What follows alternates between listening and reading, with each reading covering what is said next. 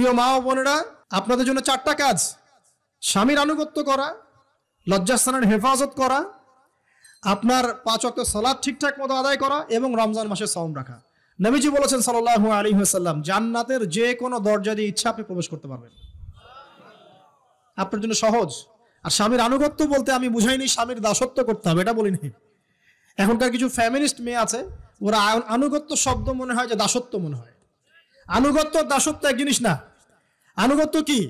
স্বামী কোরআন সুন্নাহর অনুকূলে কোনো কথা বলেছে, আপনি মানবেন। স্বামী বলছে পর্দা করো, তোমাকে ভালোবেসে বলছি তুমি পর্দা করো, তুমি আমার অনেক প্রিয় একজন মানুষ, তুমি বেপর্দায় বাইরে যাবা, লোকজন দেখবে, কেমন হয়? ঠিক আছে, তোমাকে তো আমি বিয়ে করেছি, তুমি আমার মানুষ, তোমাকে দেখবে কেন? ঠিক আছে। তো এখন স্বামী ভালো কথা বলেছে, আপনি শুনলেন, এটা আনুগত্য। আর ওই স্বামী যদি বলে আসো তো আমার কলিগরা এসেছে, ওকে খাবার সার্ভ করতে হবে, আসো খাবারটা পরিবেশন করো, এখন আপনি বেপর্দা হয়ে আপনার স্বামীর কলিগের সামনে খাবার পরিবেশন করতে শুরু করলেন, এটা কি আনুগত্য করতে হবে? এটা তখন আপনি আনুগত্য করবেন না। সিম্পল, কোরআন সুন্নাহর অনুগত কাজে আপনি স্বামীর আনুগত্য করবেন, বিপরীতে গেলে আপনি করবেন না। স্বামীর আনুগত্য মানে স্বামীর দাসত্ব নয়।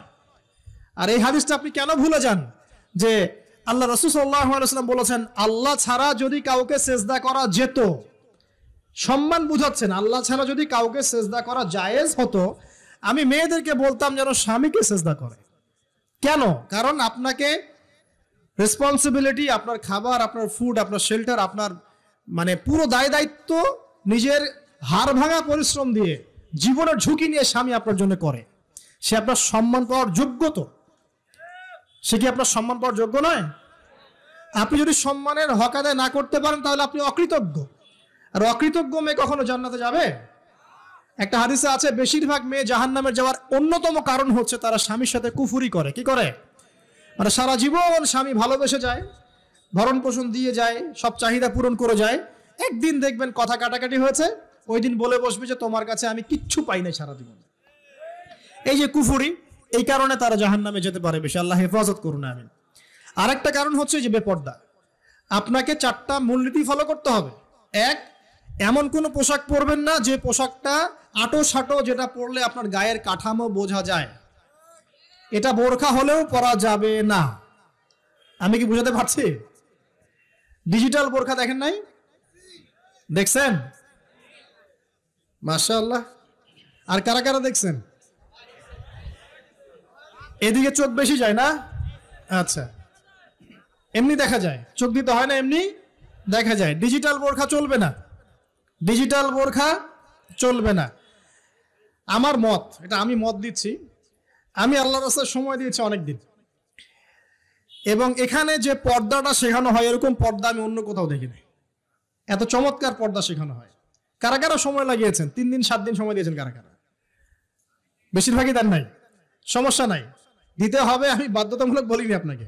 বলেছে এখানে পর্দা শেখানো হয়, চমৎকার পর্দা শেখানো হয়, যে এখানে চোখটা পর্যন্ত তাদের ঢেকে রাখার তালিম দেওয়া হয়। যাই হোক, যেখানেই শেখেন অ্যাটলিস্ট পর্দাটা শিখলেই হলো। এমন পোশাক হবে না যেই পোশাকটা আটো সাটো, যেটা পরে আপনার গায়ের কাঠামো বোঝা যায়। 2 নম্বরে, এমন পোশাক পরা যাবে না যেই পোশাকটা পরলে বাহির থেকে ভিতরের অঙ্গ দেখা যায়। দেখেছেন? দেখেন নাই? দেখছেন হুজুর? আচ্ছা, আপনারা তো সব দেখেন দেখি। তারপরে 3 নাম্বার, এমন পোশাক পরা যাবে না যেটা অমুসলিমদের সাথে সাদৃশ্য আছে। কথা বুঝতে পারছেন? অমুসলিমদের ধর্মীয় বিষয়ের সাথে সাদৃশ্য আছে এমন পোশাক মুসলিম মেয়েদের পরা যাবে না। এর মানে এই নয় যে অন্য ধর্মকে আপনি আক্রমণ করবেন, এটাও নয়। যে যার ধর্ম তাদের স্বাধীনতা মতো পালন করবে। মুসলিমরা বাধা দিবে? দিবে না। মুসলিমরা দাওয়াত দিতে পারে। কি করতে পারে? দাওয়াত দিতে পারে যে ভাই, এই যে লা ইলাহা ইল্লাল্লাহর কনসেপ্ট আপনাকে বুঝাচ্ছি, আল্লাহ ছাড়া কোনো মাবুদ নাই, মুহাম্মদ সাল্লাল্লাহু আলাইহি ওয়াসাল্লাম সর্বশেষ রাসূল, এই কোরআন পড়ুন, হাদিস পড়ুন, দেখুন এটাই হচ্ছে মানবতার মুক্তির সনদ। এরপর যদি সে ইসলাম কবুল করে আলহামদুলিল্লাহ, যদি না করে এর হিসাব কে দিবে? সে নিজে দিবে। এর হিসাব কি আমাকে দেওয়া লাগবে? দেওয়া লাগবে না। তো অমুসলিমদের সাথে সাদৃশ্য আছে এমন পোশাক চলবে না। আর 4 হচ্ছে, পুরুষরা মেয়েদের পোশাক পরতে পারবে না, মেয়েরা পুরুষদের পোশাক পরতে পারবে না। জি, আপনাদেরকেই বলছি, আপনারা জিন্স পরতে পারবেন না, মেয়েদেরকে বলছি, এবং টি শার্ট পরতে পারবেন না। আপনারা ওই যে যা ইচ্ছা তাই ড্রেস পরে বলবেন যে 1000 বছরের সভ্যতা সংস্কৃতি, এসব বাজে কথা চলবে না এখানে। এটা 1000 বছরে কোনোদিনও আমাদের দাদা নানিরা এগুলা কখনো পরে নাই। পড়ছে? আপনার দাদি কখনো এরকম পড়ছিল শাড়ি? তো এই যে বললো 1000 বছর থেকে পরে আসতেছে নাকি। সুবহানাল্লাহ। তো এখানে বিষয়টা হচ্ছে পুরুষ মেয়ের পোশাক পরতে পারবে না, মেয়ে পুরুষের পোশাক পড়তে পারবে না। আমি খুব সংক্ষিপ্ত করে আপনাকে কোরআন সুন্নাহ থেকে 4টা মূলনীতি বলে দিলাম। এই 4টা মূলনীতি কোরআনেও আছে, হাদিসেও আছে। আসেন, এই যে নারীর অবমাননা, এই বিষয়টা আইয়ামে জাহিলিয়াতে যেমন ছিল, এখন দেখবেন আরো বড় পরিসরে এসেছে। আসে নাই? এই যে ফ্যাশন শো, দেহের প্রদর্শনী, বিভিন্ন ফিল্মস দেখবেন, ফিল্ম ইন্ডাস্ট্রিজে দেখবেন, মিউজিকে দেখবেন, পর্নে দেখবেন, মেয়েদের দেহটাকে নিয়ে ব্যবসা করা হচ্ছে। আগে তো না হয় কন্যা সন্তান হলে জীবন্ত পুঁতে ফেলতো নাকি, এখন যদি গর্ভের বাচ্চা মেয়ে জানে, অনেকে আগেই মেরে ফেলায়। বোঝেন নাই মনে হয়? অনেকে যদি জানে যে গর্ভে মেয়ে সন্তান আছে, আগেই মেরে ফেলায়। এমন অনেক দেশ আছে, আমি নাম বলছি না দেশের সঙ্গত কারণে, যে সে দেশে এরকম মেয়ে সন্তানকে এই যে খালাস করে ফেলার, নষ্ট করে ফেলার, ভ্রূণ নষ্ট করার আলাদা ক্লিনিক আছে, আলাদা হসপিটাল আছে। বলে নাউজুবিল্লাহ। তো আসলে ওই 1450 বছর আগের মানুষটা বেশি বর্বর ছিল না, আমরা বেশি বর্বর? এই যে অধিকারের কথা বলে বলে আমরা মেয়েদের দেহটাকে নিয়ে এখন মস্করা করছি, তামাশা করছি। সবচেয়ে সেরা অধিকার কোথায় পাবে? কোরআনে পাবে, হাদিসে পাবে, ইসলামে পাবে। তার পর্দা নিশ্চিত হবে, দেহ সেফ থাকবে, তার ইজ্জত নিশ্চিত হবে, ইজ্জত সেফ থাকবে, তার সম্মান সেফ থাকবে, তাকে রাজরানীর মতো স্বামী বাসায় রাখবে, কারণ সে হচ্ছে তার কাছে সবচেয়ে মূল্যবান প্রিয় বস্তু। শুধু তাই নয়, সম্পত্তির অধিকার তাকে দিতে হবে। একজন মেয়ে তার ভাইয়ের সম্পত্তি পাবে, তার বাবার সম্পত্তি পাবে, তার স্বামীর সম্পত্তি পাবে, সব দিক থেকে সে সম্পত্তি পাবে। আর একজন ছেলে কিন্তু সব দিক থেকে সম্পত্তি পাবে না। তো এই বিষয়গুলো যখন এক শ্রেণীর মানুষ বোঝে না, তখন ইসলামের বিরুদ্ধে অহেতুক প্রোপাগান্ডা চালানো শুরু করে। সবচেয়ে সেরা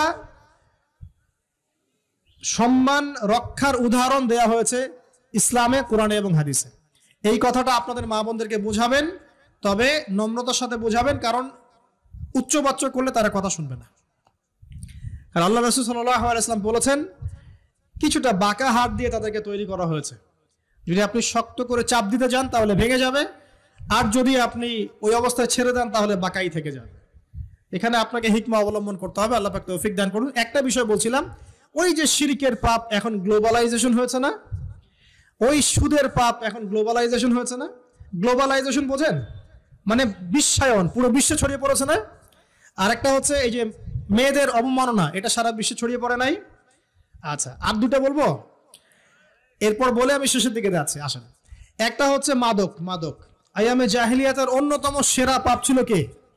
মাদক। ওই যে বলছেন জাহেলি যুগ, কেন বলছেন জাহেলি যুগ? বিকজ ওইখানে মাদক খেত মানুষ বেশি। এখন বলেন, ওখানে না হয় মক্কায় মাদক খেত মানুষ, এখন সারা বিশ্বে মাদক ছড়িয়ে পড়ে নাই? বেশি না কম? এখন এই যে নতুন নতুন মাদক আসছে, ইয়াবা, আরো নাকি কি কি আসছে নতুন নতুন, আমরা নামও জানি না। এই যে গাঁজার নাম জানি, ফেন্সিডিলের নাম জানি, আর কি কি আছে, হিরোইন বলেন, আর দু একটা, আফিম, আর কি আছে? হ্যাঁ, রেন্ডি। সুবহানাল্লাহ, এই নামও কখনো শুনি নাই আমি। আচ্ছা শোনেন, বিষয়টা হচ্ছে, দেখুন, এই বিষয়টা কি হালাল না হারাম? আচ্ছা, এটাকে যদি আমরা হালাল করে নেই তাহলে কি হবে? কুফরি হবে না শিরক হবে? শিরক কুফর দুটোই হচ্ছে। কিন্তু এখন মক্কার কিছু মানুষ মাদক খেয়েছে, বুঝলাম। আল্লাহ রাব্বুল আলামিন ধাপে ধাপে এখান থেকে বের করেছেন। প্রথমে বলেছেন মদ খেয়ে নামাজের ধার কাছে যেও না। হ্যাঁ, তারপরে বলেছেন এই যে মাদকে কিছুটা উপকার আছে কিন্তু বেশি ক্ষতি। তারপর বলেছেন খেয়ে নামাজের কাছে যেও না। তারপর ধাপে ধাপে শেষের দিকে এসে আল্লাহ পাক বলেছেন যে এটাকে ছেড়ে দাও। সূরা মাইদায় পড়ে দেখেন, এটা শয়তানের কাজ। তখন সাহাবায়ে কেরাম রাদিয়াল্লাহু আনহুম পুরোপুরি মাদক থেকে নিজেদেরকে মুক্ত করলেন। এরপরে কি কখনো তারা মাদক ছুঁয়েও দেখেছেন? বরং মাদক দ্রব্য সেবন করলে 40টা লাঠি বেত্রাঘাত করতে হয়, ইসলামিক শাস্তি। কয়টা লাঠি?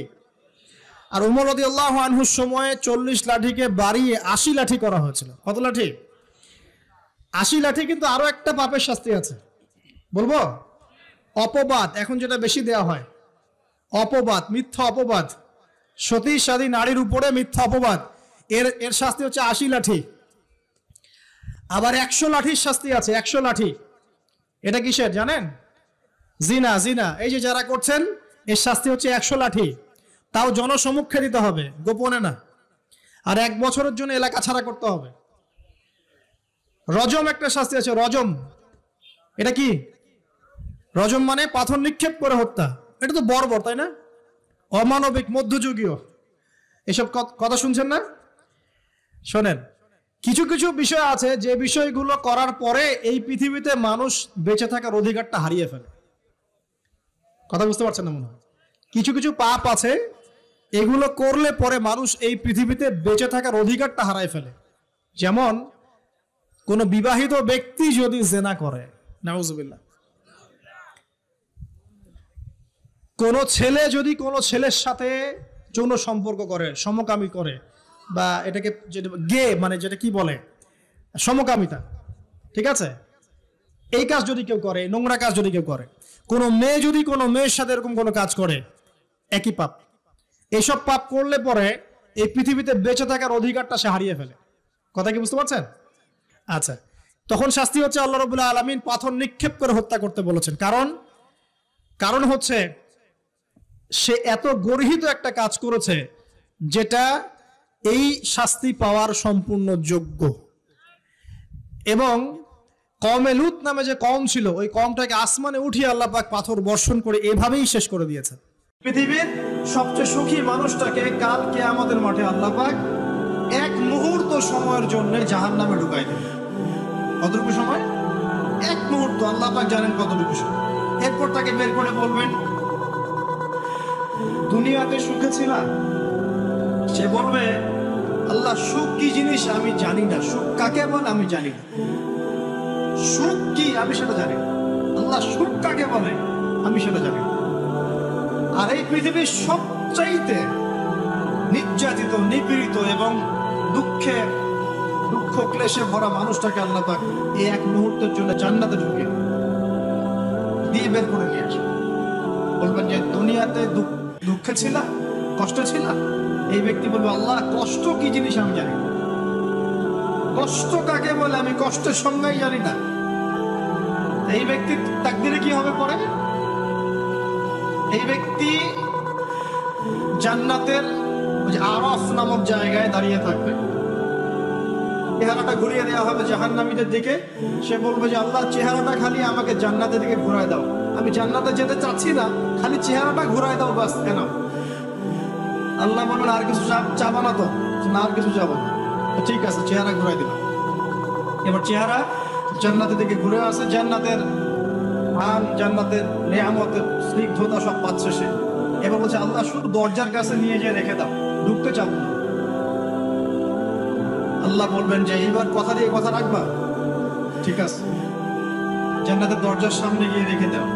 ও বেচারা দরজা ধরে দাঁড়ায় আছে, চিন্তা করবে, ও ভাববে, ওই সময় সে ভাববে, হাদিসে এত স্পেসিফিকলি আসছে, সে ভাববে যে আর কিভাবে আল্লাহকে বলবো, আল্লাহ তো এতদূর পর্যন্ত নিয়ে আসলেন।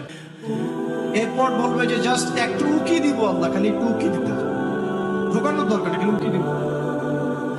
আল্লাহ পাক বলবেন, দেখো আদম সন্তান, তোমরা কিন্তু কথা খুব কম রাখো। আদম সন্তান, তোমরা কথা দিয়ে কথা রাখতে পারো। ওই যে আদম আলাইহিস সালামকে বলা হয়েছিল না, ওয়ালা তাকরাবা হাদিহি শাজারা, তোমরা গাছের কাছে যেও না, তাও তারা গাছের কাছে চলে গেল। তোমরা কথা দিয়ে কথা রাখো না। এবার উকি দিয়ে সে বলবে, আল্লাহ এতদূর যখন নিয়ে আসছো, আল্লাহ আমাকে আর এখান থেকে দূরে ঠেলে দিও না, আমাকে ঢুকাই দাও।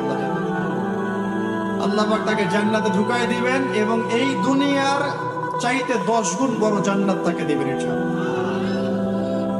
তাহলে আমরা বুঝতে পারলাম যে দুনিয়ার বাস্তবতা কি আর আসল প্রকৃত সাফল্য কাকে বলে। আরেকটা কথা বলি, এক ব্যক্তিকে জাহান্নামের শাস্তি দেওয়া হবে বছরের পর বছর, অনেক বছর, অনেক বছর। কত বছর আল্লাহ ভালো জানেন, কারণ জাহান্নামের উপর থেকে ছেড়ে দেওয়ার পরে জাহান্নামের তলায় গিয়ে পৌঁছাতেই মানে কত হাজার হাজার বছর পার হয়ে যাবে মানুষ জানে না। এত গভীর জাহান্নাম, এত গভীর। আমরা তো এখন নাসাকে ইলাহ বানিয়ে নিয়েছি, নাসা যা বলে তাই বিশ্বাস করি। ওখানে মঙ্গলে পানি আছে, আমরা বলি হ্যাঁ পানি আছে। ওখানে চাঁদেই আছে, আমরা বলি হ্যাঁ সেই আছে। নাসা যদি এখন বলে জাহান্নাম নামে একটা জায়গা আছে, কালকে দেখবেন সব মানুষ বিশ্বাস করছে না জাহান্নাম নামে একটা জায়গা আছে। এটা আমার যে সায়েন্সকে আমরা এখন উপাস্য বানাচ্ছি, এটা একটা শিরক, আধুনিক শিরক। আধুনিক আরো শিরক আছে, আল্লাহর হালালকে হারাম করা, আল্লাহর হারামকে হালাল করে দেওয়া। ওইদিকে আমি যাচ্ছি না। এখন পড়তে পড়তে পড়তে একটা জায়গা তাকে দাঁড় করিয়ে দেওয়া হবে, আযাব দেওয়া হবে, আযাব দেওয়া হবে, আযাব দেওয়া হবে। এক পর্যায়ে সে চিৎকার করতে থাকবে, ইয়া মান্নান ইয়া হান্নান, ইয়া মান্নান ইয়া হান্নান। এভাবে চিৎকার করতে করতে, এগুলো আল্লাহ পাকের নাম। এগুলো কি আল্লাহ পাকের নাম। আল্লাহ পাক বলবেন, দেখো জাহান্নামের অতল গভীরে কোন আমার বান্দা আমাকে ডাকছে, কি হাজত তার, নিয়ে আসো। ওকে জিজ্ঞাসা করা হবে কি প্রয়োজন। সে শাস্তির অভিযোগ করবে, শাস্তির অভিযোগ করে তাকে বলবো যে আমার এই শাস্তি আমি সহ্য করতে পারছি না, আল্লাহ আমাকে এইটা দাও সেইটা দাও, আমাকে, আমি যেখানে থাকি সে থাকার জায়গাটা ভালো না, আমি যেখানে বসি বসার জায়গা ভালো না, এরকম অনেক কথা বলতে থাকবে। আল্লাহ পাক তখন তার গুনাহগুলোকে স্মরণ করাবেন, মানে তার এই অবস্থা কেন হলো এটা স্মরণ করাবেন। এবার সে ব্যক্তি পিছনে ফিরে, তাকে আবার পাঠিয়ে দেওয়া হবে, যাও পিছনে ফিরে যাও।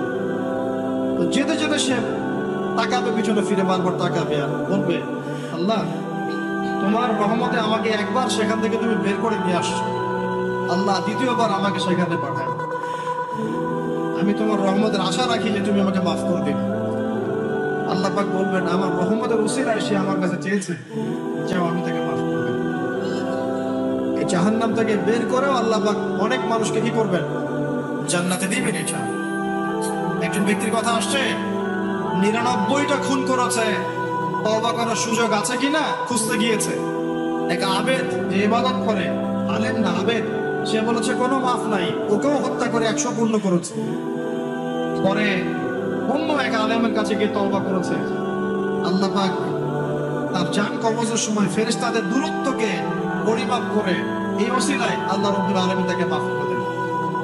আরেক ব্যক্তিকে মাফ করেছেন আল্লাহ রাব্বুল আলামিন, যে তার সন্তানদেরকে বলেছিল আমি মারা গেলে আমার লাশটাকে পুড়িয়ে ফেলবা, অর্ধেক ছাই বাতাসে ভাসিয়ে দিবা, অর্ধেক ছাই সাগরে ভাসিয়ে দিবা, বাতাস উড়িয়ে দিবা, সাগরে ভাসিয়ে দিবা।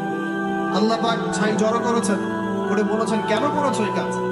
সে বলবে মিন খাশিয়াতিকা ইয়া রাব্বি, হে আল্লাহ তোমার ভয়ে কাজ করেছিলাম, আর তুমি খুব ভালো করে জানো হে আল্লাহ আমি তোমার ভয় করেছি না অন্য কোনো কারণে করেছি। আল্লাহ পাক তাকে বললেন যাও আমি তোমাকে মাফ করে দেব। এক নারীর কথা আসছে, ব্যভিচারী মহিলা, জিনা করে পতিতা মহিলা, একটা কুকুরকে পানি পান করিয়েছে, আল্লাহ তাকে মাফ করে দিয়েছে। আর একজন লোকের কথা আসছে যে তার বন্ধুকে এতটুকু বলেছিল, একজন ব্যক্তি তার বন্ধুকে এতটুকু বলেছিল যে আল্লাহ তোকে কোনোদিন মাফ করবে না, আল্লাহ তোকে কোনোদিন মাফ করবে না। এরকম কথা কিন্তু আমরা অনেকে বলে ফেলি। আল্লাহ পাক মৌতের পরে এই দুই ব্যক্তিকেই থাকবেন, কিয়ামতের মাঠে ডাকবেন, এটা বারজাখে হয়েছে। বলবেন আমার রহমত নিয়ে কথা বলার ইখতিয়ার তোমাকে কে দিয়েছে? আমি কাকে মাফ করব কাকে করব না এই কথা বলার ইখতিয়ার তোমাকে কে দিয়েছে?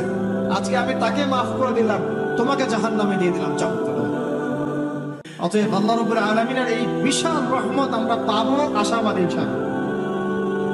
এই কারণে আমাদের প্রথম যে বিষয়টা ফোকাস করতে হবে, আল্লাহ রহমত পেতে হলে আমাদের অবশ্যই বস্তুবাদিতা ত্যাগ করতে হবে। আল্লাহ পাক দুনিয়া পছন্দ করেন না, দুনিয়ার মোহে যারা ডুবে থাকে আল্লাহ এদেরকে পছন্দ করেন। দুনিয়া প্রয়োজন, যতটুকু আমার দরকার আমি করব, যতটুকু প্রয়োজন নাই এই বিষয়টা আমি পেতেই হবে, চাই চাই আরো চাই, হ্যাঁ দুহাতে যাবো হাত পেতে নাও, ঋণ করে হি খাও, এইসব দর্শনের ধার ধারবো না আমরা। আমাদের দুনিয়া চলে গেলে যাক, বাকির খাতা পূর্ণ হোক ইনশাআল্লাহ। আর এই দুনিয়াতে এসেছি আল্লাহর ইবাদত করার জন্য, শিখলাম জানলাম বুঝলাম ইবাদত মানে শুধুমাত্র নামাজ রোজা হজ যাকাত নয়, এগুলো অবশ্যই ইবাদত, এগুলোই ইবাদত নয়, বরং আমাদের জীবনের প্রতিটা কাজই ইবাদত। আমাদের স্ত্রীর মুখে ভাত তুলে দেওয়া পর্যন্ত, একটা মুসলিম ভাইয়ের সাথে হাসি মুখে কথা বলা পর্যন্ত, মুসাফা করা পর্যন্ত, এভরি সিঙ্গেল ওয়ার্ড যে আমরা এই দুনিয়াতে করি এগুলো ইনশাআল্লাহ তাআলা ইবাদত বলে কাউন্ট হবে যদি আমরা এগুলোকে তিনটা পদ্ধতিতে করি। এক, আল্লাহর সন্তুষ্টির জন্য করি, দুই রাসূলের পদ্ধতিতে করি এবং হালাল খেয়ে করি, ইনশাআল্লাহ তাআলা আল্লাহ পাক আমাদের সবাইকে এভাবে ইবাদত করার তৌফিক দান। আর শেষ করার আগে আমি আর কয়েকটা পয়েন্ট টাচ করে শেষ করে দিচ্ছি, রাত অনেক গভীর হচ্ছে। আসন্ন রমজান মাস আমাদের সামনে আছে, আমাদের সামনে বলতে এই তো 2 সপ্তাহ হয়তো বাকি নাই। আমি কয়েকটা পয়েন্ট খেলে আপনাদের সাথে শেয়ার করবো, যে এই পয়েন্টগুলো যদি একটু ফোকাস করি, রমজান মাসটা গুনাহ মাফের উৎসব হবে ইনশাআল্লাহ।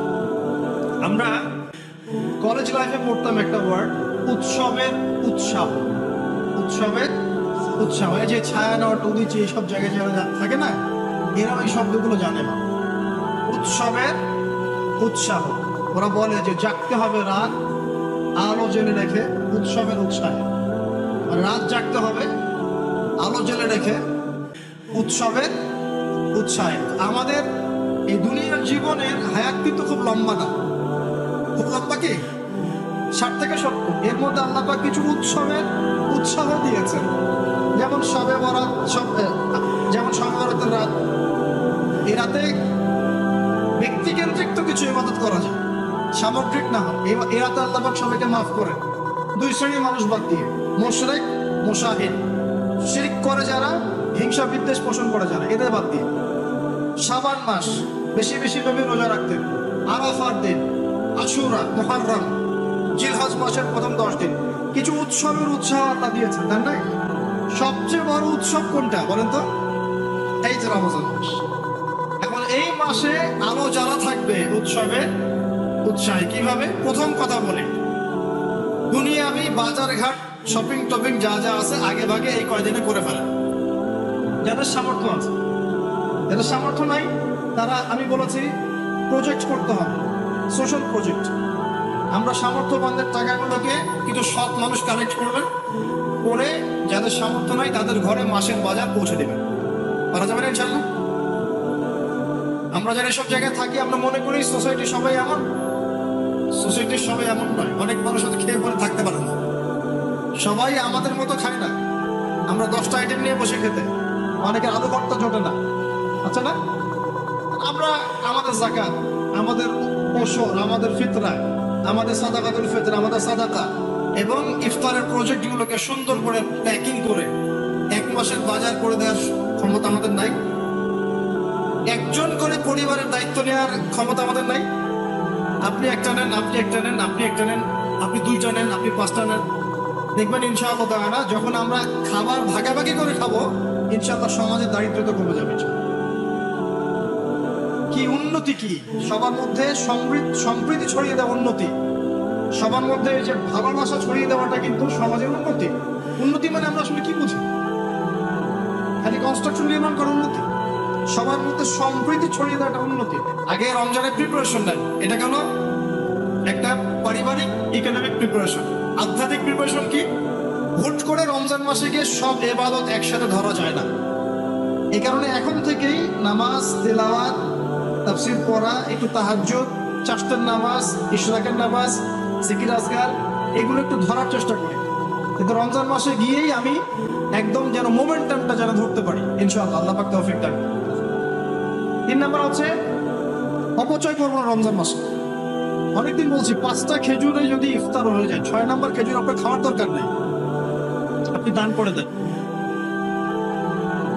2টো জামা দিয়ে ঈদ হয়ে যাচ্ছে, 4টা জামা কেনার দরকার নাই, বাকি 2টো দান করে দেন। আপনার পরিবারের জন্য যদি 30 কেজি চাল যথেষ্ট হয়, 40 কেজি কেনার দরকার নেই, বাকিটা দান করে দেন। বহু মানুষ রমজান মাসে ইফতার করবে, ইফতার করে আল্লাহর কাছে বদদুয়া করবে, দেখে নিয়ে বলবো যে আল্লাহ আমি ইফতার করার খাবারটুকু পাচ্ছি না। পুরো বিশ্বের ইকোনমিক অবস্থা কিন্তু সুবিধার না। আস্তে আস্তে আমাদের এগুলো বুঝতে হবে। আল্লাহ আমাদের শুধু কোরআন তেলাওয়াত করলেই তো হবে না, এগুলো অর্থ তো বুঝতে হবে। কোরআন হাদিস দিয়ে বিশ্বটাকে তো রিল করতে হবে, হবে কি না? আল্লাহ তৌফিক এনায়েত করুন। অপচয় না করি। আর রমজান মাস আসার আগেই আল্লাহর ওয়াস্তে সবার ঘরে ঘরে কোরআন এবং কোরআনের তাফসীর কেনা চাই। এই রমজান মাস আমরা কোরআন পড়ে শেষ করে দেবো ইনশাআল্লাহ। রমজান মাসের সবচেয়ে ইম্পর্টেন্ট জিনিসটা কি বলেন তো?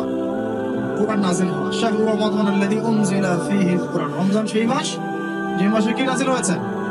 কোরআন। অতএব সবচেয়ে ইম্পর্টেন্ট পার্ট রমজানের কোরআন। যারা কোরআন তেলাওয়াত করতে জানি না, পড়া শিখবো, রাজি আছি ইনশাআল্লাহ? রমজান মাসের পুরো 30 দিন আমরা কোরআন তেলাওয়াত পড়া শিখবো ইনশাআল্লাহ। স্থানীয় ইমাম থাকতে পারেন, টিচার থাকতে পারেন, অনলাইনে শিখতে পারেন, অফলাইন কোর্স করতে পারেন, যেভাবে হোক আপনাকে শিখতে হবে। এর পাশাপাশি যারা হাফেজ এবং আমরা টুকটাক যারা আমি বুঝি, আমাদের প্রতি নসিহত হচ্ছে রমজান মাসে 30 দিনে প্রতিদিন 1 পারা করে আমরা তাফসীর পড়বো। 30 দিন 30 পারা শেষ হয়ে যাবে, পারা যাবে ইনশাআল্লাহ। রমজান মাসে আর কি কাজ করব? তারাবি সালাত জামাতে পড়ার চেষ্টা করব। আর যে তারাবি জামাতে পড়বে